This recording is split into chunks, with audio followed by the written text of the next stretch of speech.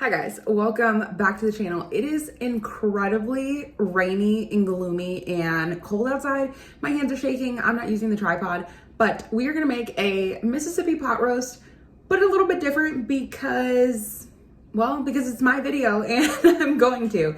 We're gonna substitute a couple different things and we're gonna try a couple different things as well.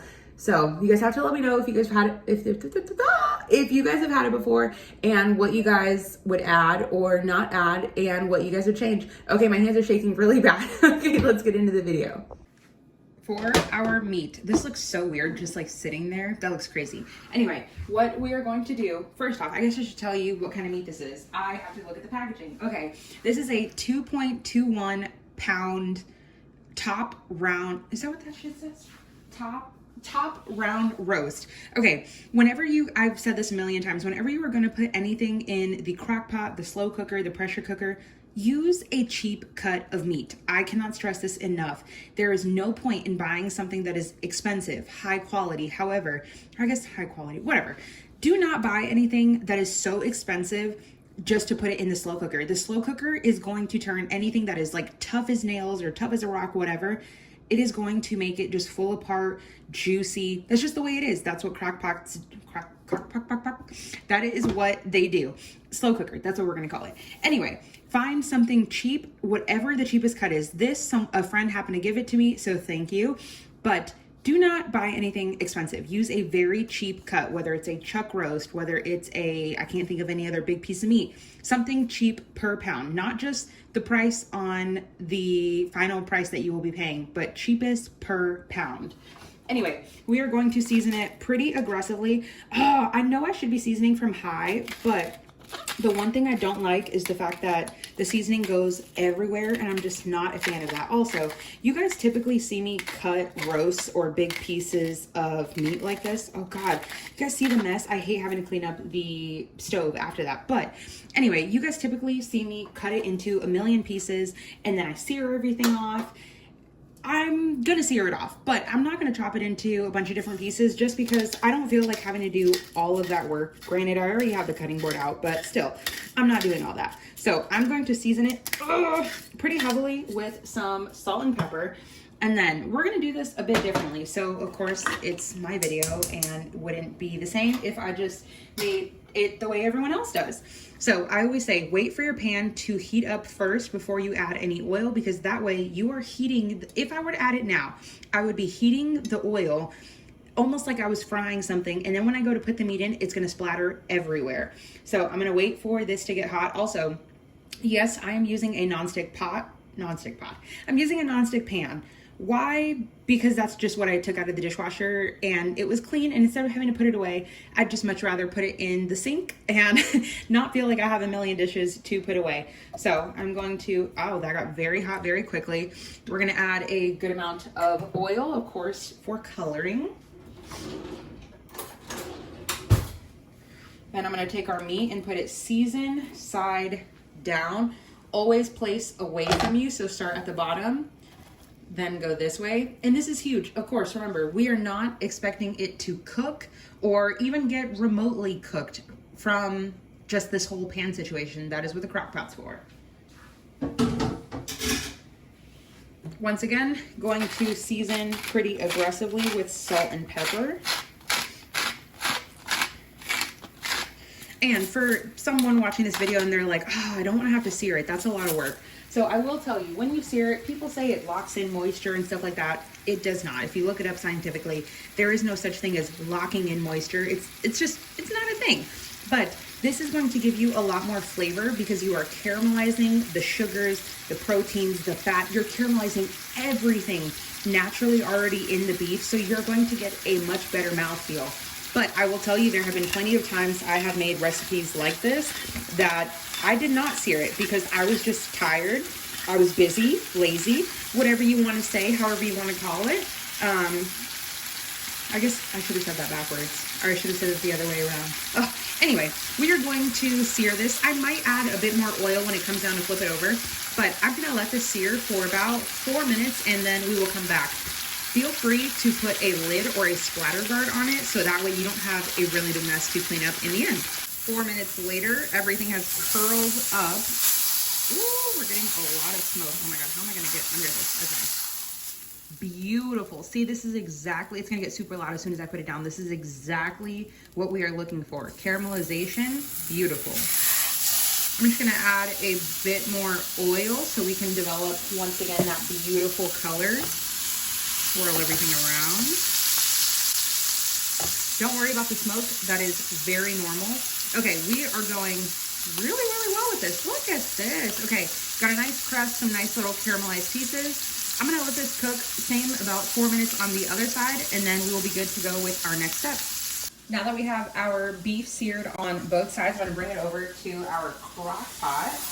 I just wanna show you guys on the other side, this is what it looks like. Like, how beautiful is that? So this just happens to fit perfectly in there. Remember, like I said, it is not fully cooked at all. This is like very, very bouncy and very raw. Not even rare, very raw. Then to our pan here, I'm gonna take 4 tablespoons. This is unsalted butter.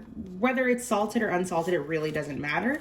But we are going to add 4 tablespoons. Now, that is, of course, half a stick. You will see a lot of other recipes. Maybe I should turn the flame on, that would help, wouldn't it? But I'm doing it in this pan for a couple reasons.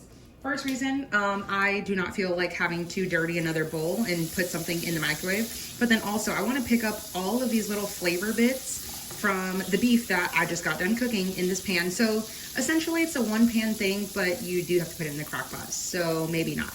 But I want to pick up all of the fond and all of the beautiful flavor from here, but then also I do not like to just kind of dump and go when it comes down to crock pot meals. It's not my thing. I don't know how to explain it other than the fact that I feel like you develop so much more. My light just went off. It's okay. You develop a lot more flavor this way, and you also get great coloring. But you will see a lot of recipes that are going to, for one, just dump it in, but 2, they're gonna use 1 entire stick of butter, which is half a cup. I just feel like that's a lot of butter. Now, don't get me wrong, you guys know I have a baking business. I use a ton of butter, but I just feel like for this recipe, it's not that necessary, at least in my case. So, okay, that's like relatively melted. By the time everything gets added in there, it's gonna be perfect. Now to this delicious, beautiful butter here, I'm gonna add 3/4 of a cup of some water. Now, of course, whenever you are adding water to any type of fat or oil, whatever, you wanna be very careful. So wait till everything kind of cools down. It took like about 30 seconds. Now, the next step is where I'm gonna add a McCormick Instant Pot. This is, of course, not sponsored, even though everyone is sponsored by McCormick. Holla at your girl, McCormick. I need the sponsorship. But, what? One of my friends gave me this. Once again, my friends are incredible. But someone gave me this, and if you look at the recipe and everything, it'll tell you like basically what you need. And I essentially added almost all of that, but I am not gonna add pepperoncini. Couple reasons. 1, I don't have them. And 2, they're not really Brad's favorite. I grew up eating them. Shout out to my mom for whenever we had nachos, always having them on the side. They were really good, but I just don't buy them very often. And when I do, they end up sitting here for a really long time. But everything is coming up to a nice bubble after adding the water to the butter. The water was 3/4 of a cup. This says 1 cup, but I do not like my roast to be swimming in liquid. I do like the liquid, and I feel like I can always add more water or more broth to it, but I think we're good with what we have. So this, of course, has onion, garlic, salt, buttermilk powder, yeast extract, parsley, celery seed, all these different things. There are a couple additives in here that I'm like, wouldn't really want, but it is okay. Let's see, what does this smell like? Okay, it kind of smells like a ramen packet, but I am adding this to this because I don't like it to get clumpy in the slow cooker. So I'm gonna take my, guys, look at how cute this is, a little carrot whisk. I just got this at Target. Was it $5? Yes. Dude, did I need to spend $5 on a whisk? Absolutely not. But I just thought this was so cute. Okay, so we are going to mixy here. Then this looks good. Now we have like a little jus, a gravy situation. And yeah, if you guys wanted to add pepperoncini, absolutely go for it. Don't feel like, oh, well, Amber didn't add it, so I can't. They're just, you know, I don't really have them here, so I wasn't gonna go out and buy something that I didn't need. Okay, now we can pour this on our roast. Then we're just gonna take all of this beautifulness and just pour it all over. And of course, I will be going in and scraping all of that juice because we paid for that juice and we made that juice. So this is it. If you wanted to add the pepperoncini, like I said, throw it on top here, good to go. It smells really good. I'm super excited. Okay, so my crock pot is not plugged in because it's not going to go in this situation, because this is my situation where I bake and I have a bunch of orders that I need to get to. So I'm going to go plug this in.